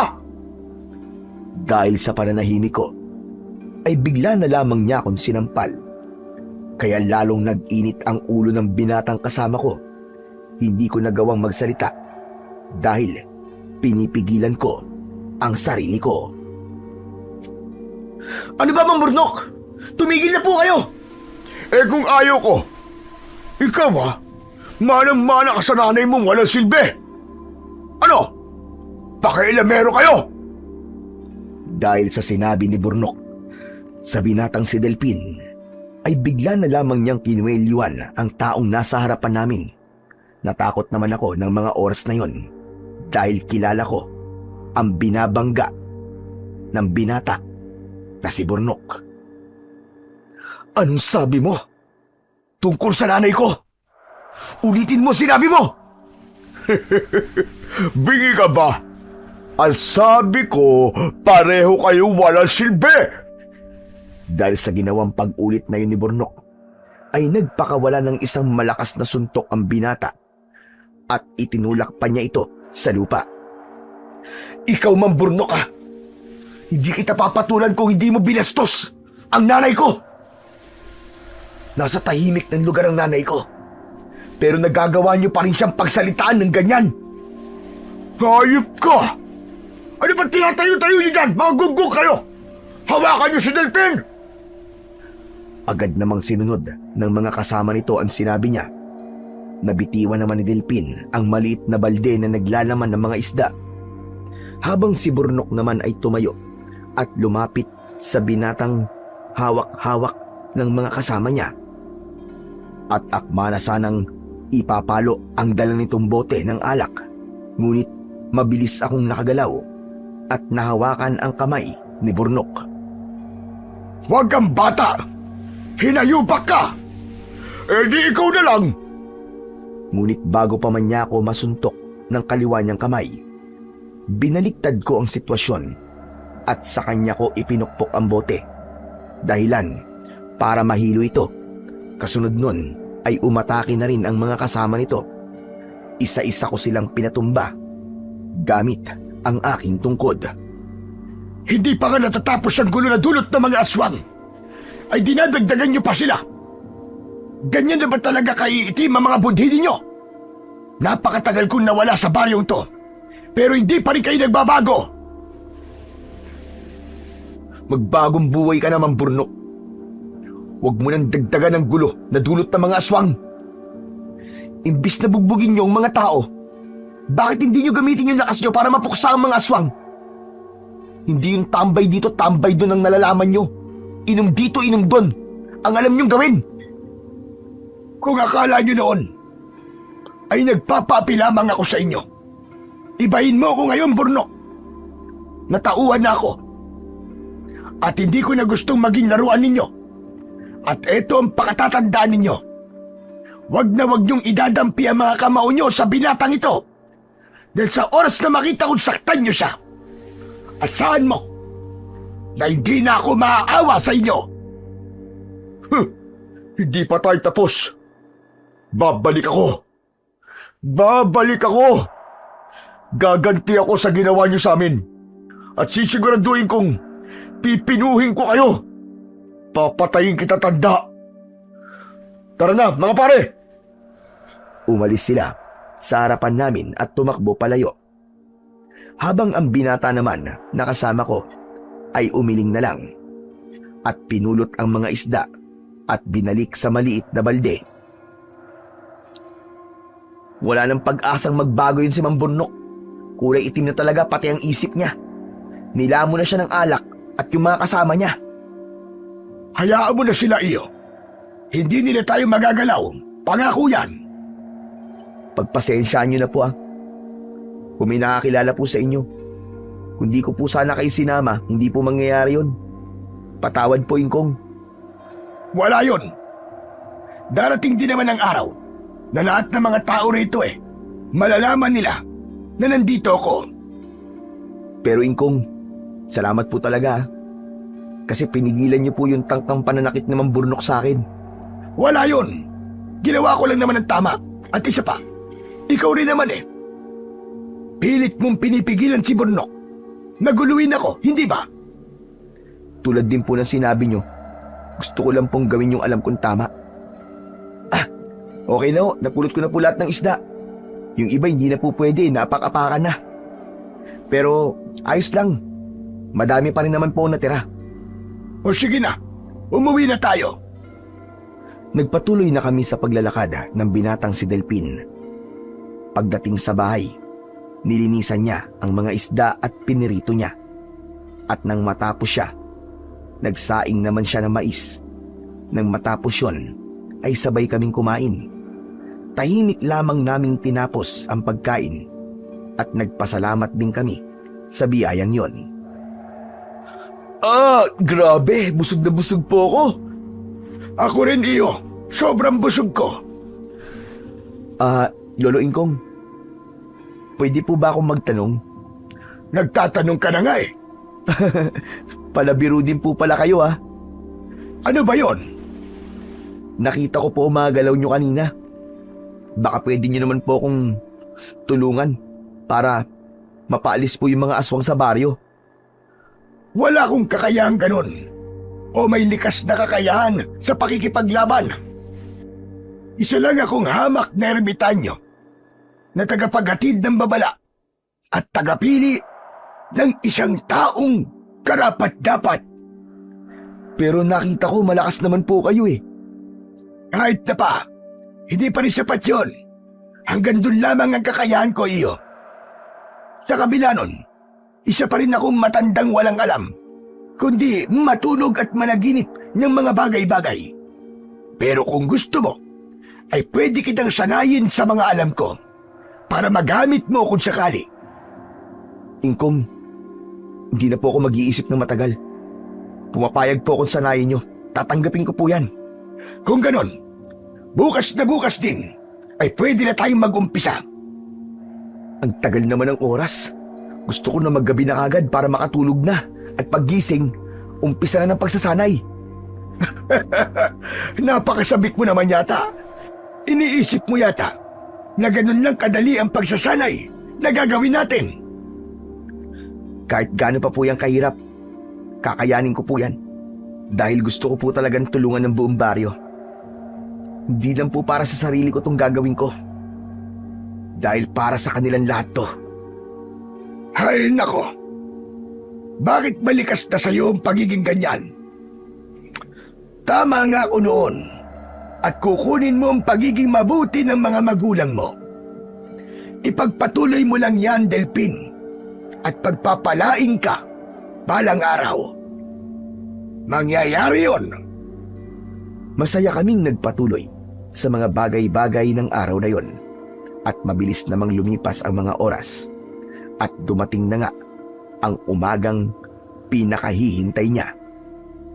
Kaya sumilip ako ng kaunti sa labas at napansin ko na nagliliwanag pa lang. Kaya naman ginising ko na siya at sabay kaming nagtimpla ng kape. Nang matapos yon, maliwanag na nang kami ay lumabas. Napagdesisyonan naming dalawa na tutungo kami sa lilim o presko na parte ng kakauyan at doon siya magsasanay. Ingkong, ano po bang pagsasanay na gagawin natin ngayong araw? Hindi ako sumagot. Tumalikod ako at umupo sa isang malaking bato. Doon ay pumikit ako at umusal ng orasyon sa aking isipan. At nang muli kong minulat ang mga mata ko, ay pinagmasdan ko lamang sandali ang binata habang patuloy na bumubulong at nagdadasal ng tahimik. Ano pong ginagawa ninyo? Wala ito, Delpin. Mag-umpisa na tayo. Sige na. Kunin mo ang tungkod dito. Ho? Ano pong gagawin ko dito? Yan ang gagamitin mo sa pagsasanay. At magagamit mo rin sandata sa pakikipaglaban. Ang unang pagsasanay mo ay disiplina. Kailangan mo maging kalmado sa bawat laban. Hindi ka dapat mataranta. Matatakot ka, pero hindi ka papatalo. At isa pa iyo, ito ang tatandaan mo. Ang tunay na lakas ay wala sa kamao. Nasa talino at diskarte. Tatandaan ko po ang lahat ng yan. Pangako po. Kung ganon, hubarin mo ang pang-itaas mong damit at tumakbo ka ng 30 minuto. Masusunod po, Ingkong. Ginawa ng binata ang sinabi ko. Nakikita ko sa kanya na sigurado siya sa lahat ng hakbang na ginagawa niya. Kaya naman lalo kong natuwa. At kahit hindi niya napapansin, ay ngumingiti ako dahil sa determinasyong nakikita ko sa pagkatao ng binatang magiging pag-asa ng lahat. Lolo Ingkong, tapos na po. Napakahusay. Ngayon, magpapatuloy na tayo sa medyo mahirap na pagsasanay. Sandali lang, at kukuha lang ako ng magagamit kong baston. Humanap ako ng mahabang payat na kahoy para sa gagawin naming pangalawang bahagi ng pagsasanay. At pagbalik ko kung saan ko siya iniwan, ay hiningi ko ang kanyang damit at pinunit ito. Hala, ba't niyo po pinunit ang damit ko? Ipantatakip ko sa mata mo, iyo. Ngayon, halika, lumapit ka sa akin. Itinali ko ang tela para matakpan ang mga mata niya. Nang matapos yun, dinala ko siya sa isang pwestong hindi masukal para hindi mahaluan ng ibang ingay ang gagawin kong pagsasanay sa kanya. Pakinggan mo ko, iyo. Ang pangalawang bahagi ng ating pagsasanay ay tungkol sa pakiramdam. Dahil ang mga aswang na ikran ay mabibilis, maaari mo silang hindi makita kagad. Kaya naman, kailangan natin palakasin ang iyong pakiramdam. O ano, iyo? Handa ka na ba? Opo, handang-handa na po ako, Ingkong. Nang marinig ko ang pagtugon niya, ay kumuha ako ng mga tuyong dahon at inihagis yon sa magkabila ang pwesto. Huwag mong gamitin ang tenga mo. Sa madaling salita, huwag ang naririnig mo ang sundan mo. Pakiramdaman mo na mabuti at doon mo ihahampas ang tungkod. Muli ay naghagis ako ng mga tuyong dahon. Ilang ulit din siyang nabigo. Ngunit pagkatapos ng maraming pagkakamali, ay nakuha niya rin ang tamang pakiramdam.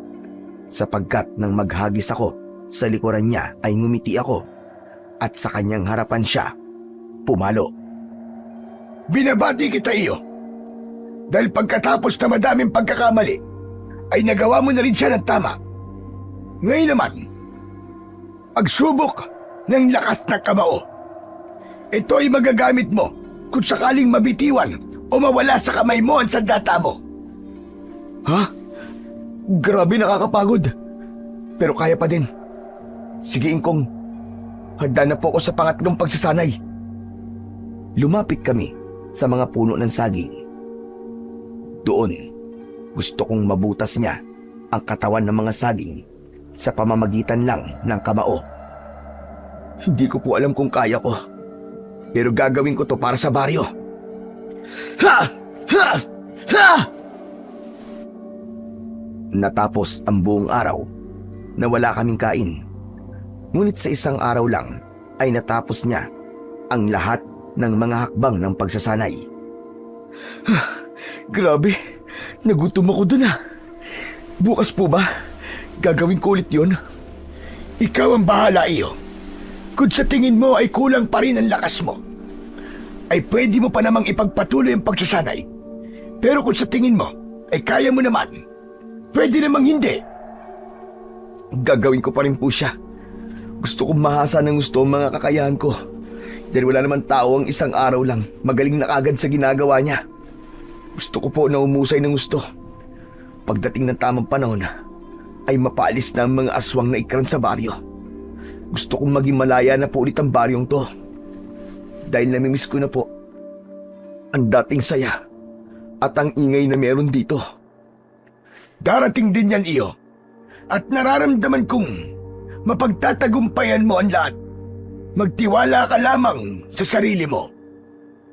Salamat po, Ingkong. Hindi lang dahil sa sinasanay niyo ako ngayon. Salamat po kasi bumalik po kayo sa baryo. Ngayon, natutulungan niyo na po ako. Nasasanay. At ngayon, natututo na po. Wala kang dapat na ipagpasalamat. Dahil nagsikap ka rin na gawin yan. At tinulungan mo ang sarili mo. Ingkong, kung hindi ko po kaya kayo nakilala, ang boring siguro ng buhay ko, no? Hindi ko po siguro matututunan ang lahat ng to. Hindi naman siguro. Dahil ikaw yung tipo ng tao na gagawin ang lahat. Para lang may gawin. Tulad ng ginagawa mo nung una tayong nagkitang muli. Tama po kayo. Pero mas ayos po ako ngayon. Kasi may kasama po ako sa buhay. Ipinatong ko na lamang ang braso ko sa kanyang balikat at nginitian siya. Nagpatuloy ang pagsasanay niya na kahit siya lamang mag-isa ay ginagawa niya pa rin. Minsan ay uuwi na lamang siya ng pawisan at hinihingal. Sa gabi naman ay patuloy siyang nagliligtas ng mga nangangailangan. Ngunit dumating ang isang gabi napansin naming wala nang sumalakay na aswang na ikran. Nagsaya siya at tuwan-tuwa dahil akala niya tapos na ang lahat. Ingkong, nagawa ko ba? Natakot na ba sila at napalis ko na? Isang himalang hindi sila sumalakay ngayon. Sandali lamang. Hindi yun ang nararamdaman ko sa hangin. Ha? Elo, nakita niyo naman po. Wala na po sumalakay kagabi ha. Kaya ano pong ibig niyo sabihin? May nagbabadya pa rin panganib, iyo. Nararamdaman kong hindi pa tapos ang laban. Maganda ka, dahil baka mamayang gabi o sa mga susunod na gabi ay mas malakas na ang puwersa ng mga ikran. Sa palagay ko, ay pansamantala lamang ang pagtigil nila upang maganda dahil sa ginagawa mong pagkontra sa kasamaan nila. Kung ganun po maghahanda po ako mamayang gabi. Tama, iyo, dahil hindi natin alam ang paparating na panganib. Tulad ng sinabi niya, ay naghanda nga siya dahil ramdam ko pa rin ang masamang hangin. At dahil doon, inabot kong muli sa kanya ang tungkod. Para saan po ito? Tulad ng sinabi ko sa'yo, magagamit mo yan, iyo, bilang sandata. Ito pong tungkod? Oo, iyo. Teka, pero paano po? Sa pakikipaglaban mo, ay siguradong darating ang pinakamahirap na sitwasyon. Ngunit hindi ka pababayaan ng tungkod na yan. May tiwala ka naman sa ating Panginoon, hindi ba? Na hindi kanya pababayaan. Opo, lubos po ang tiwala ko sa kanya, Ingkong. Kung ganon, isipin mong gabayan mula sa kanya. Ibigay mo dyan ang tiwala mo at hindi kanyan pababayaan. Samahan mo lang ng pagdarasal. Hindi sa lahat ng oras. Ang tungkod ay magagamit lang para maalalayan ka. Minsan, makatutulong din sa iyo yan. Magugulat ka na lamang kapag dumating na ang oras. At may ibang kakayahan yan na ilalabas. Nasasabik tuloy akong makipaglaban, Ingkong. Ngayon tara na. At aabangan na natin ang pagdating nila. Teka lang po. Pati po kayo sasama? O bakit? May problema ka ba doon? Hindi po ba pwedeng ako na lang? Baka po mapahamak kayo Aba, ipinauubaya ko na nga sa'yo ang tungkod. Pati ba naman ang pakikipaglaban gusto mo pansuluin? Hindi pwede yun. Malakas pa ang katawan ko, iyo. At kung kaya ko pang makipaglaban ay gagawin ko. Mas maganda na to para mapadali tayong tapusin sila. Pero, yun nga baka mapahamak po kayo Sapat na po ang naitulong nyo sa akin, Ingkong. Ayos na po ako dun. Hayaan nyo naman po akong ipakita ko sa inyo na hindi sayang lahat ng mga naituro ninyo sa akin. Oo, maaaring sapat na yun, iyo. Pero hindi kita hayaang sasabak ng mag-isa. Lalabanan natin sila na magkasama at tatapusin natin silang lahat. Sabay natin palalayain ang baryong ito. Hindi na kumibo ang binatang si Delpin. Kasabay ng pagngiti niya sa akin, ang pagluwa ng mga mata niya. Niyakap niya ako at nagpasalamat. Ano ba yan? Hindi pa naman ako mamamatay. Ano naman ang dahilan at umiiyak ka na naman dyan? Parang hindi ka tuloy lalaki. Wala po. Salamat lang kasi kahit ang dami ko pong palpak sa pagsasanay, hindi po kayo nagsawa. At dahil din po sa inyo, naramdaman ko na parang nandito pa rin sila nanay at tatay. May umaagapay pa rin sa akin. Maraming salamat po talaga dahil dumating kayo, Ingkong. Delpin, naiiyak ako sa mga sinasabi mo. Tama na yan. Alam kong malakas ka at matapang. At mabuti ka ring tao. Bilang ermitanyo, tao pa rin ako. Nararamdaman ko ang lahat. Dapat nga, ako ang magpasalamat sa iyo. Dahil sa kabutihan mo, may kasama ako ngayon na tatapos sa kasamaan. Tama na nga ang dramang ito. Tara na, iyo. Bago pa man sila muling makapaminsala, haharapin na natin sila. Tumigil na sa pag-iyak ang binata. Sabay kaming lumabas at ramdam ko pa rin sa hangin ang bigat. Siniguro namin ang lahat ng mga bahay ay doble ang seguridad. Hanggang sa hindi nga nagkamali ang aking pakiramdam. Isa-isang lumabas sa dilim ang mga aswang. May iba na nasa ibabaw pa ng mga bubungan.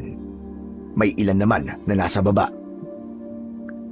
At ang isa pang ikinakabahala ko, si Burnok ay kasapi na nila. Kabilang ang grupo nito at kawangis na rin niya ang mga ikran at ngumingisi pa sa amin ng nakakaloko. Masaya akong makita kayo muli. Hindi ba sabi ko sa inyo ay babalikan ko kayo at papatayin? Ako ang tinatawag mo noong salot. Pero ikaw pala itong demonyo. Nagawa mo pang sumapi sa kanila. Para lang makaganti. Anong utak ang meron ka? Matalinong utak, tanda. Nasa akin na rin ang lahat. Kapangyarihan, lakas at paggalang. Lahat ng nakikita niyong mga aswang ay ginagalang ako, niluluhuran, at itinuturing na pinuno. Napakalaki mong sira, Burnok. Nagawa mo makipagsanib puwersa sa mga aswang para sa kapangyarihan. Sa bagay, kasing itim na mga yan ang budhi mo. Kaya hindi na ako magtataka. Pare-pareho kayo masasama. Buhay pa kayo, pero sinusunog na ang kaluluwa niyo sa impyerno. Ginawa ko to para maging malakas. At tulad ng sinabi ko sa inyo noon, ay papatayin ko kayong dalawa. Hindi ko hahayaan, hindi ako makakaganti sa inyo. Dahil di ako ganung uri ng tao. Ay, mali pala. Aswang na pala ako ngayon. Wala ka na sa katinuan. Kung ganun, magpakasensyaan tayo, Mang Burnok. Dahil hindi ako naaawa sa mga demonyong katulad ninyo. Huwag kang masyadong maangas. Tsaka mo na ko yabangan. Kapag may napatunayan ka na, binatang walang kwenta. Kung mamamatay na din naman kami rito, hindi kami papayag na hindi kayo maisasama sa hukay at uubusin ng mga uod. Kung ganun, magsama-sama na tayo sa impyerno. Sugod, mga kasama! Naunang sumugod ang mga katulad niyang mga aswang. Isa-isa naman namin silang napatumba. Ngunit may iilan sa kanila ang nagawa kaming sugatan. Mano-mano lamang ang paraan ng pakikipaglaban ko. Habang si Delphi naman ay gamit ang tungkod na ibinigay ko. Ayos lang po ba kayo, Ingkong? Oo, iyo. Ikaw, ayos ka lang ba? Kung akong tatanungin niyo, ayos na ayos po. Wala po sa akin yung sugat na natatamo ko. Kayo lang po ang inaalala ko. Huwag mo kong alalahanin, iyo. Ituon mo lamang ang iyong atensyon sa mga kalaban. Ako naman ngayon, kung nagawa mong talunin ng mga kasama ko, hindi ako at walang sino man sa inyo ang makakatalo sa akin. Huwag ka ng puro satsat. Patay kung patay. Pero sisiguraduhin ko, kung may isa man sa atin na mabubulok sa impyerno, ikaw yon. Hindi ko nahahayaang mabuhay ang isang tulad mo!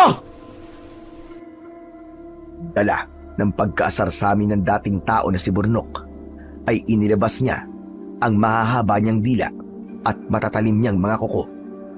At nagulat kami nang dumubli pa ang laki nito at nagkaroon ng mga matatalim na bagay sa likuran niya na hindi namin mawari kung ano. Dahil sa ginawa niyong pagpapahiya sa akin nung nakaraan, sisiguraduhin kong hindi na kayo sisikatan ng araw. Baliktad yata, Mang Burnok. Dahil kung may hindi man sisikatan ng araw dito, ikaw yon at wala nang iba pa! Hanggang sa pareho na kaming kumilos ng binata. Nabibigyan namin siya ng malalakas na atake, ngunit sa kasamaang palad ay tinamaan niya ako ng isang malakas na suntok sa muka. Dahilan ng pagkatumba ko habang ang binata naman ay naitulak niya. Dahan-dahang lumapit sa akin ang aswang at binuhat ako. Nasakal-sakal ako sa leeg ko. Ah! Bitiwan mo si Ingkong! Demonyo ka! Pagbastad mo kung paano kung tatapusin ang matandang huklubang ito. Akala ko ay doon na ang katapusan ko. Pumikit ako at tinanggap ang kamatayan ko. Ngunit maya-maya pa, nakaaninag ako ng liwanag. At nanggaling yon sa tungkod na ibinigay ko kay Delpin. Kaya naman, tumayo ang binata na parabang walang iniintinding sakit. Tumingin siya ng matalim sa halimaw na hawak pa rin ang leg ko. At akma na sana niyang babaliin ang aking buto. Ngunit mabilis namang kumilos ang binata. Mamatay ka ng demonyo ka! Heto na ang katapusan mo! Nakita ko siya na lumukso sa likuran ng aswang at nalaman niya na naglalabas ng patalim ang aking tungkod. Isinaksak niya yon sa likod ng aswang. Dahilan kung bakit niya ako nabitiwan. Sumigaw siya na para bambaliw at pilit na inaabot ang likuran niyang nasaksak. Ngunit hindi pa doon nagtatapos ang lahat. Muling binunot ni Delpin ang tungkod ko. At nang humarap ang aswang, ay itinusok niya to sa dibdib at tumagos yun sa kanyang likod. Dahilan kung bakit ito nalagutan ng hininga. Ingkong, ayos na. Tapos na po. Patay na silang lahat. Tama ka. Magaling iyo. Nagawa mo. Hindi nga ako nagkamali na ipagamit sa iyo ang aking tungkod. Mga kababaryo! Magsilabas na po kayo! Malaya na po tayong lahat! Niyakap ako ng binatilyo at siya namang labasan ng mga tao sa kanya-kanya nilang mga bahay. Sabay-sabay na nag-iyakan ang mga tao sa baryo dahil tapos na rin ang kanilang paghihirap.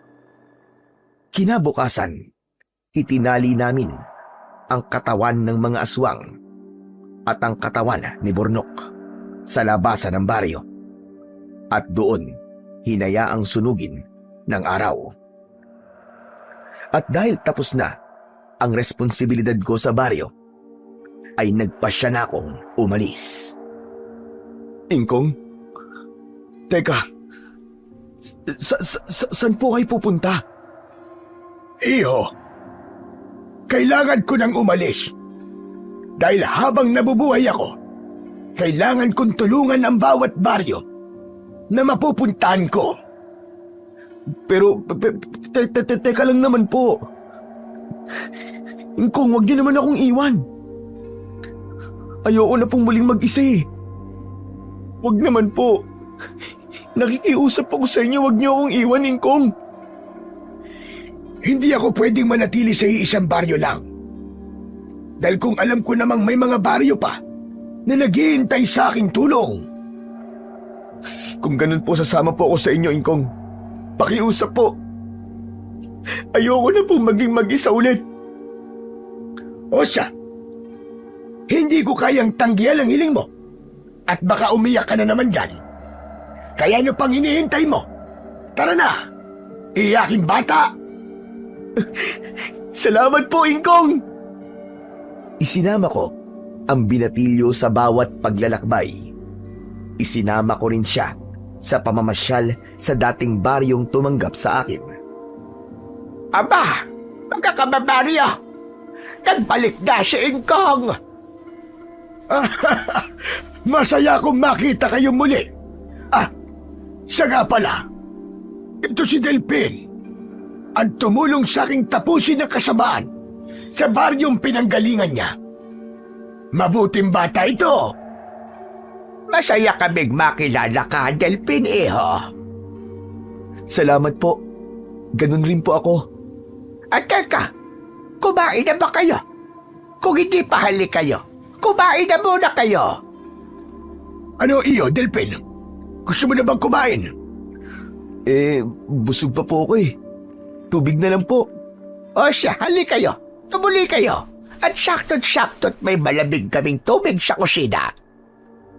Maraming salamat, Tandang Gina. Naging masaya ang buhay namin ng binata dahil sa pagtulong din namin sa bawat baryong mapupuntahan namin. Hindi niya ako iniwan. Nanatili siya sa tabi ko at sinasamahan ako sa lahat ng laban ko. At ang maipapayo ko lamang sa mga taong nakikinig sa aking kwento, huwag ho tayong maging mapanghusga ng kapwa-tao. Dahil tulad ng sinabi ng nanay ni Delphine, hindi lahat ng nakasuot ng itim ay masama. At hindi rin lahat ng nakasuot ng puti ay mabuti. Dahil kung minsan, kung sino pa ang akala mo na masama, ay siya pa palang makakatulong sa'yo balang araw. Hanggang dito na lamang po ang aking kwento at sana ay marami kayong natutunang aral. Mali ang mangusga sa isang tao batay lamang sa kanyang panlabas na anyo, sapagkat ang anyong nakikita ng mata ay hindi kailanman sapat upang masukat ang tunay na laman ng puso. Higit pang mali ang basta saktan ang kapwa dahil sa maling akusasyon o gawing laruan ang isang tao upang mapawi lamang ang sariling pagnanais na manakit. Dahil sa likod ng katahimikan at kakaibang kilos ng isang tao ay maaaring naroon ang taus-pusong hangarin na magbibigay ng babala at pag-iingat para sa ikabubuti ng mas nakararami. Totoong mahirap paniwalaan kung minsan ang mga salitang tila imposibleng mangyari. Subalit, hindi rin masamang makinig at mag-ingat, sapagkat ang hindi pakikinig sa babala ay maaaring magbunga ng kapahamakan na sanay na iwasan. Sabi nga sa unang Samuel, Kabanata 16, Talata 7. Ngunit sinabi ng Panginoon kay Samuel na huwag mong tignan ng kanyang anyo ni ang kanyang tangkad, sapagkat itinakwil ko siya, sapagkat hindi tumitingin ang Panginoon sa gaya ng pagtingin ng tao. Ang tao ay tumitingin sa panlabas na anyo, ngunit ang Panginoon ay tumitingin sa puso. Ipinapaalala lamang ng talatang ito na bagamat mahirap manghusga at mahirap ding maniwala sa kapwa-tao, ang tunay na dapat pagbatayan ay ang Diyos mismo, sapagkat siya lamang ang nakakakita ng buong katotohanan, ng puso at ng layunin sa likod ng bawat babala at kilos ng tao. At siya lang ang makapagsasabi kung ano ang kahihinatnan ng bawat isa sa atin sa takdang panahon. Maraming salamat po sa inyong walang sawang pakikinig at pagsuporta sa aking mga YouTube channel. Hanggang sa muli po, at pagpalain nawa tayong lahat ng Diyos na may kapal.